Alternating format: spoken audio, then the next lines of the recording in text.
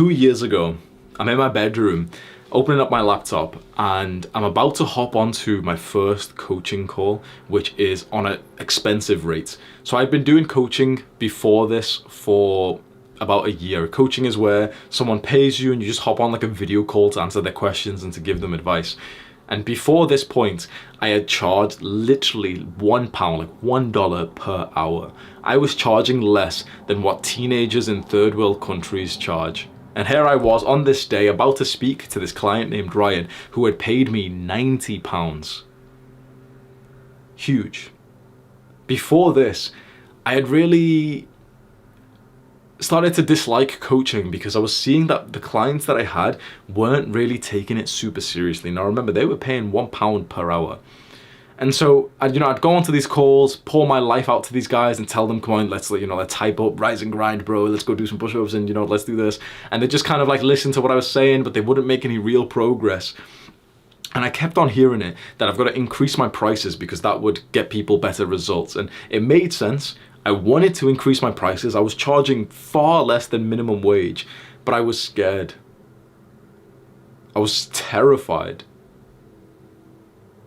I feared the 14-year-olds on YouTube who might come in and call me a ripoff or a scammer. And so for a very long time, I really underpriced myself.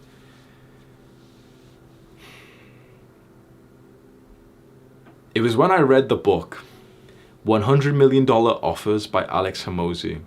And it really talks about how you should navigate pricing your products and services so that you make more money, but also that the person who's bought your stuff actually gets better results themselves. And it makes sense. But I was scared of doing that. So I've read this book. It says, okay, increase the prices. And I'm there on my laptop about to increase the price. And I'm literally thinking like, people are going to hate me for this. As soon as people know that I'm going to charge more for anything that I'm doing, people are going to comment online, this was when my YouTube channel was really small. But I think, you know what, I'm going to do it. Because pricing myself at £1 an hour is not good enough. And so I put in the biggest number that I can think of. I set my hourly rate to £90 an hour. And someone buys on the same day, and this was Ryan. And so I'm about to hop onto this call with Ryan, thinking that he's some like rich guy or something. And he's literally just an ordinary young man who wants to know more about fitness and mental health, and he's watched a couple of my videos. I have a pretty good call with him, but I'm not gonna lie, like I didn't expect much. Previously, I'd have good calls with people, they'd message me like, oh, well, hey, I haven't done anything that you told me to, it didn't work, I just relapsed again. And I want to get more clients, I want to make more money. And so I take my sales page where I'm selling this £90 an hour coaching, by the way, as a 23-year-old who's currently on government welfare. And I'm about to go share it on YouTube, and I press send, literally thinking, okay, I'm gonna get hate. And just as I expected, my notifications start blowing up like crazy. I hear my phone ding, ding, just start going off. And I'm literally thinking, okay, these guys, like my fans, some subscribers are commenting saying that my thing is a rip-off, that I'm overcharging, that it's a scam. These 14-year-olds are going crazy in the comments saying, look at this, everyone, he's increased his prices, it's not fair, and everything else. And when I actually look at my phone, I realize it's not messages from these 14-year-olds, it's actually messages from Ryan. And he sent me a picture. He sent me a picture of his habit tracker. And below it, he said, just checked off every single habit.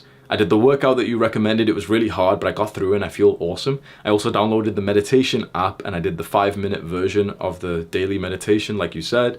And it feels kind of nice. I understand why you meditate every single day. What's next? I was actually taken aback by this. I'm looking at his habit tracker with this unexpected feeling of fulfillment.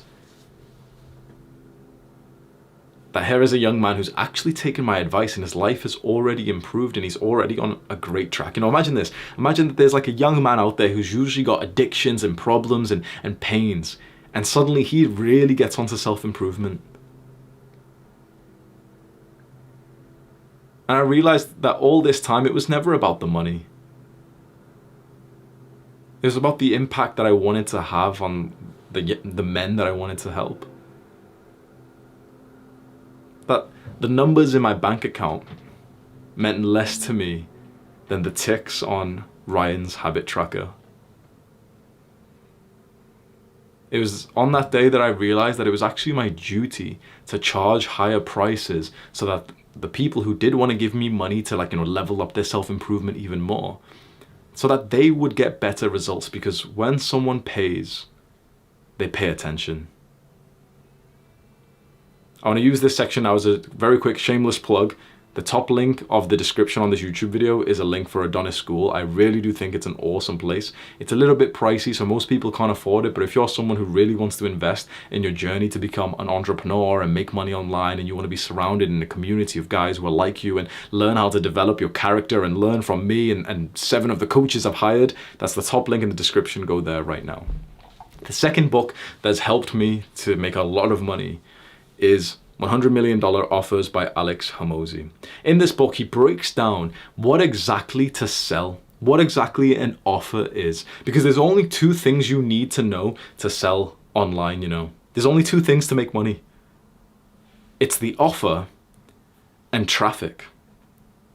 The offer is what you're selling in exchange for money. And traffic is obviously just people going to your site and people who you've paid for advertisements or YouTube videos. It's just people, right? You need to understand the concept of offer.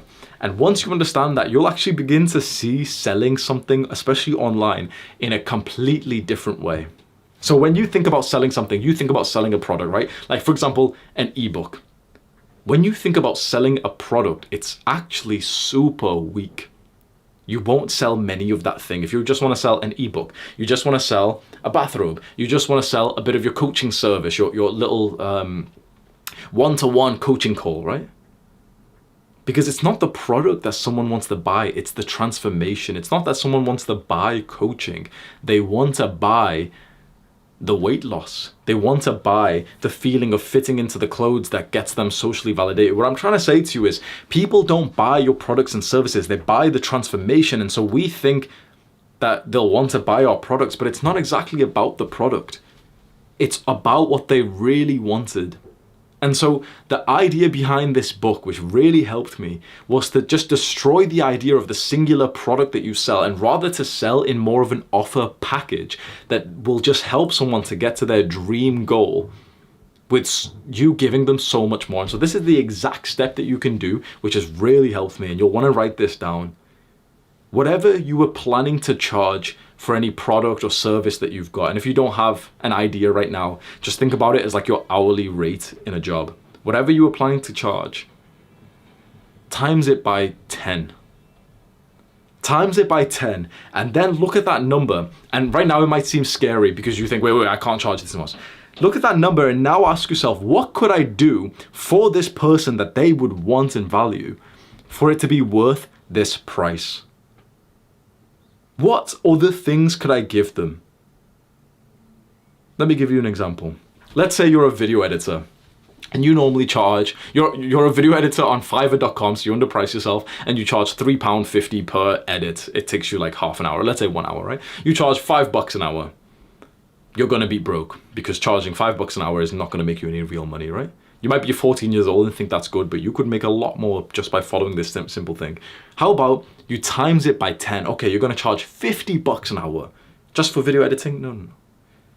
Now you think to yourself, okay, what does the person who would want this service actually want? What does the YouTuber who would go and hire a video editor actually want? Does he just want a video editor? No, he doesn't give a fuck about hiring a video editor. What he wants is a video that performs well on YouTube, and he wants to save his time. So you start to think about these things, okay, this is the thing that the guy actually wants. Then you start to think, okay, what are 20, 50 things extra that I could give him, that I could do for him, that would help him in his goal? So you start to think, okay, well, I can edit his video, but you know what? I'm gonna tell him, I will, if you give me permission on your YouTube thing, I will log on to YouTube, I will upload it for you, I'll put the right title, description, text, I'll even make the thumbnail for you, and I'll schedule it at peak times for you, so you literally don't have to do anything. That's awesome. Now imagine the difference between this. This is the video editor who charges $5 an hour, and no one respects him. And this is the guy who's charging $50, but he's saying, okay, I will do all these other things that will save you time. Which one, and as a YouTuber myself, which one am I gonna hire? This guy automatically, because he's put such a low price, I'm gonna think he's shit. That's just the truth of it. I'm gonna think this guy's skill is fucking trash. If he's charging $5 an hour, this guy charges more than everyone else, and he's put a massive list. I know you're a YouTuber who wants to save his time, and so these are the extra things I will do for you. I'll even make the thumbnail. I'll make it a high click-through rate. I'll do the titles, everything. I'll do it all, so you don't even have to like log on to YouTube anymore, and you can focus on creating videos. Imagine how much more money this guy would make, and he's charging 10 times more. Think about the power of that. He's just added to his skill set. He's charging more, which means that he's gonna attract wealthier clients who can spend more money. Usually, like, this is just the truth, what we just learned in the story with Ryan. When someone pays more, they start paying attention. People who have got more money are always just better people to deal with. It's just the truth. It's just the truth. You can say that I'm being hurtful or something. When you're selling to someone who's richer, they are almost always better customers than selling to someone who's broke. The guy who prices his video editing for $5 is only going to get shit clients. But the guy who, for example, says he'll edit the video and do all this for $50 or for $500, who can afford that? The top tier YouTubers who are actually successful. And so you start networking with these big dogs. So this is something that a lot of guys have a huge limiting belief about. You're thinking, well, I can't charge that much because of this. Hamza told me that, 10 times more, but I can't because of this. You think that there's a special reason that you can't do this. Maybe you're young and thinking, oh, but people don't have that much money. That's one of the limiting beliefs I've always heard. And I always say to that, bro, you're 14.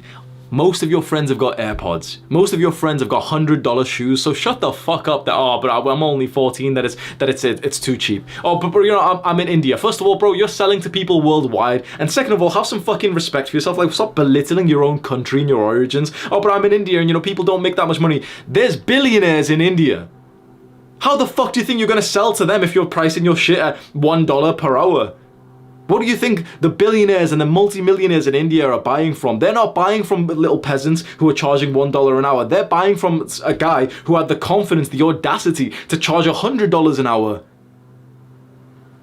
So why would you not put yourself in that position? I speak to young men every single day in Adonis School about this because they don't want to price their things high enough. And I shout at them and I tell them, okay, price it like this. I'm telling you, I've already done all the split tests. I've already got all the data. Here is the data. It's better if you price your product at this much, like $500. And still I'll see guys come in like, oh, no, I've only put it at 99 because I'm really young. It's like, what the fuck? The whole point is that you listen to the guy who's got years of experience in business.